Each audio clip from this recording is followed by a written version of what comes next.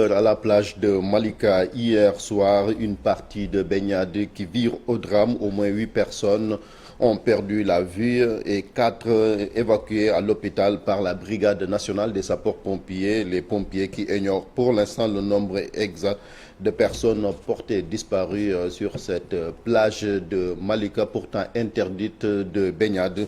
Nous y reviendrons au cours de cette édition. Notre invité en deuxième partie, c'est le président de l'association justement des sauveteurs, mais aussi maîtres nageurs. Nous parlerons de ce drame intervenu hier à Malika Plage. Pendant ce temps, ici à Ngor, la plage est envahie tous les dimanches par des personnes venus de toutes parts pour justement passer le temps, puisque c'est bientôt l'été. On est à quelques jours justement du début de cet été. Même si les vacances n'ont pas encore démarré, ils viennent pour passer le temps sur cette plage ici à l'île de Ngor. Reportage par Faranir, les images de ce barreau.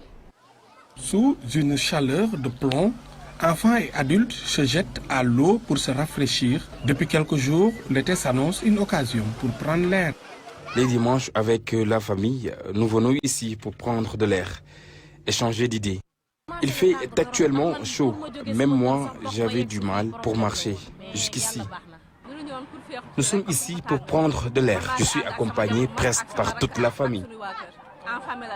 Aujourd'hui, beaucoup d'entre eux viennent de la banlieue. Après plus d'une année de restriction à cause du Covid-19, cette plage est à nouveau prise d'assaut. J'avais vraiment hâte de retrouver cette ambiance.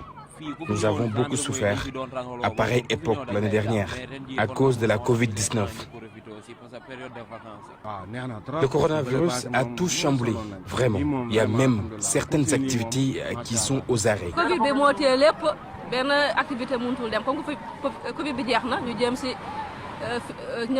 Si certains sont là pour prendre de l'air, d'autres en profitent pour tenir un petit business. J'ai des amis qui louent des tentes et parfois je leur donne un coup de main après mes entraînements pour avoir quelque chose avant de rentrer chez moi. Ce dimanche matin, la plage d'Ongor est envahie. Si certains préfèrent rester sous les tentes, d'autres font la traversée pour passer la journée à quelques mètres de la terre ferme.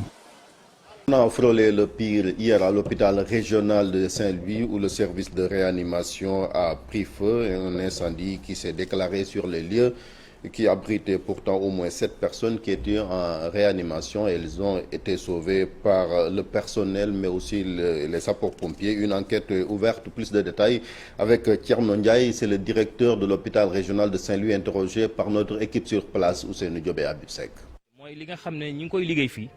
Ñu génne ko ci biti pour population yi dans ce cadre là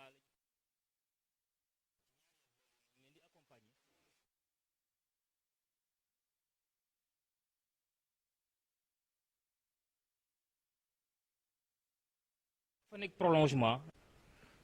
Je dois donc véritablement féliciter ces agents qui non seulement étaient sur place mais qui ont eu les réflexes et les gestes qu'il fallait au moment où il le fallait, et ceci a permis quand même d'atténuer, sinon de freiner d'autres risques ou d'autres dégâts qui auraient pu se produire très certainement. Oui, il y a des dégâts, certains équipements ont eu à brûler. Nous allons faire l'inventaire de tout cela, parce que nous allons avec la Sénélec dès demain ouvrir une enquête pour voir les causes profondes de cet incendie-là.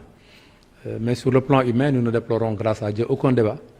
Tous les malades ont été sortis à temps, acheminés dans une autre salle où aujourd'hui ils sont entièrement pris en charge dans de très bonnes conditions aussi. Donc nous ne déplorons aucun blessé, aucun mort déçu de cela. Véritablement, grâce à Dieu, il y a eu beaucoup plus de problèmes matériels et du point de vue de l'infrastructure. Le président de la République attendu à Matam aujourd'hui, le président qui poursuit sa tournée économique dans le Nord. Hier, il était dans le département de Podor où il a lancé les travaux à Boudié, les travaux de l'axe Boudié-Ndiandane-Guiro, mais aussi inauguré le tronçon Tarédi-Podor. Ces réalisations s'inscrivent dans un programme global de désenclavement de cette partie de la région.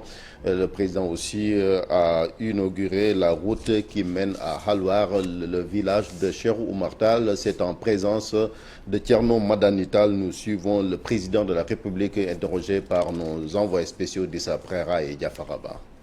yoon bii ñu inauguré jóge Njum jëm Halwar dëkku Cheikh Omarul Foutiou jóge fa dem ba Demet dem ba Daara Xale bi dafa nekk benn si yoon yi gënoon jafe. Je viens d'inaugurer la route Ndjoum-Halwar, village de Cheikh Oumar Foutiou Tall, qui faisait partie des axes les plus impraticables de l'île Amorphile, en plus du pont de Ndjoum.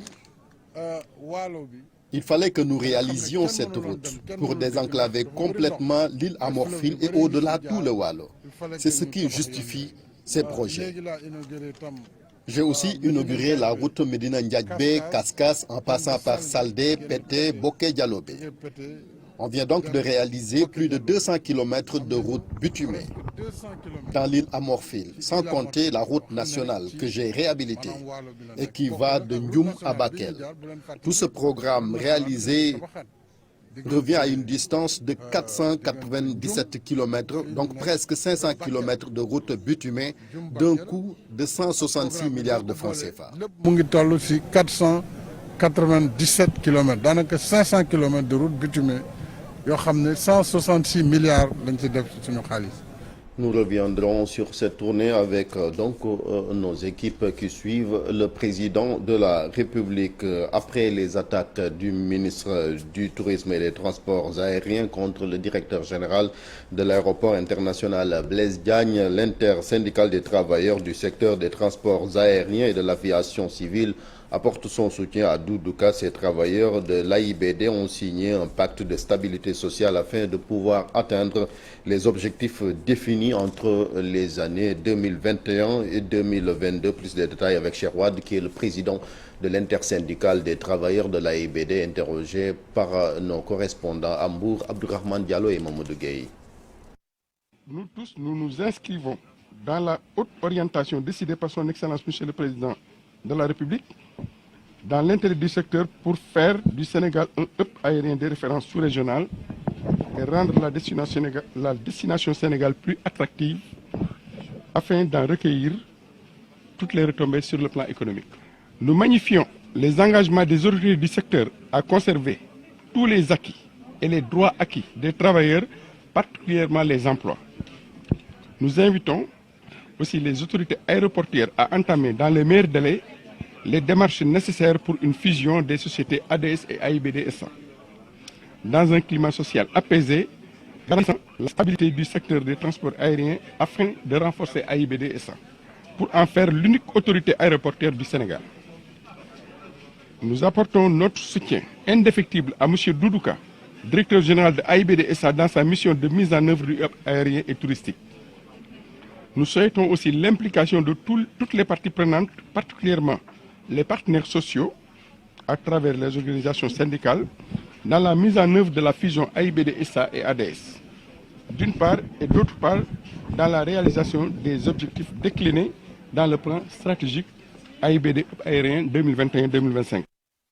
Le foot avant le sport, Euro 2021, bonne entrée en matière de l'Angleterre qui s'impose 1-0 face à la Croatie. Dur apprentissage pour la Macédoine. Séquence au classement, l'Angleterre prend les commandes du groupe D. La Croatie, elle, est provisoirement lanterne rouge. Idem pour le groupe C. L'Autriche se retrouve seule en tête, tandis que la Macédoine du Nord est classée 4e. Nous reviendrons donc sur cette Euro tout à l'heure avec Mortal. En attendant, on passe à l'international Moudefal, en Algérie d'abord. En Algérie, l'autorisation donc de la chaîne France 24 retirée. Les autorités algériennes affirment que ce retrait est motivé par le non-respect des règles de la déontologie professionnelle, la désinformation et la manipulation, ainsi qu'une agressivité avérée à l'égard de l'Algérie, selon le porte-parole du gouvernement Ammar Bellimer. Israël, Netanyahu écarté, Naftali devient Premier ministre.